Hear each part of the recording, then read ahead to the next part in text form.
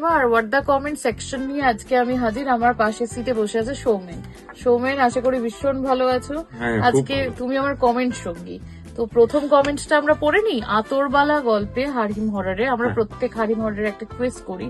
কুইজটা কি ছিল এবং সঠিক উত্তর কে দিয়েছে যদি তুমি পড়ো। কুইজটা ছিল যে আতরবালা গল্পের শেষে রূপা কাকে দেখতে পায়, সেখানে গল্পের মায়াজাল 841 তিনি লিখেছেন আতরবালাকে দেখতে পায়। সঠিক উত্তর তিনিই দিয়েছেন। আচ্ছা সুমেন, আমরা সেকেন্ড কমেন্টে চলে যাই। সানডে সাসপেন্স অন্বেষণ গল্পে গোয়েন্দা গল্প, নতুন গোয়েন্দা সানডে সাসপেন্স অরিজিনালস, সেখানে দারুণ একজন লিখেছে। আমি বলে দিচ্ছি, তার ইউজার নেম হচ্ছে KHMDYOUNUS8636। তিনি লিখেছেন, এখনো পর্যন্ত প্রায় 1.5 ঘন্টা শুনে ফেললাম।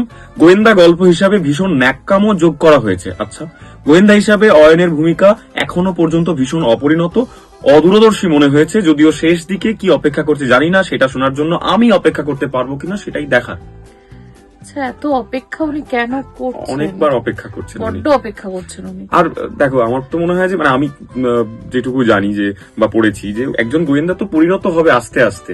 সেটা আমরা ফেলুদাতেও দেখতে পাই শুরুর দিকে, পরের দিকে ব্যোমকেশেও দেখতে পাই। ঠিকই, আর থাকতে পারে একটু ন্যাকামো, গল্পের খাতিরে হয়তো আছে, জানি না। গোয়েন্দাকে কি সবসময় খুব চালাক? হ্যাঁ, গোয়েন্দা চশমা পরে খুব স্মার্ট হয়ে যাবে। এটা স্বপ্নাদেশ, এটাও হারিম হরর, কিন্তু কমেন্টটা এত ইনোভেটিভ। আমি পড়ি।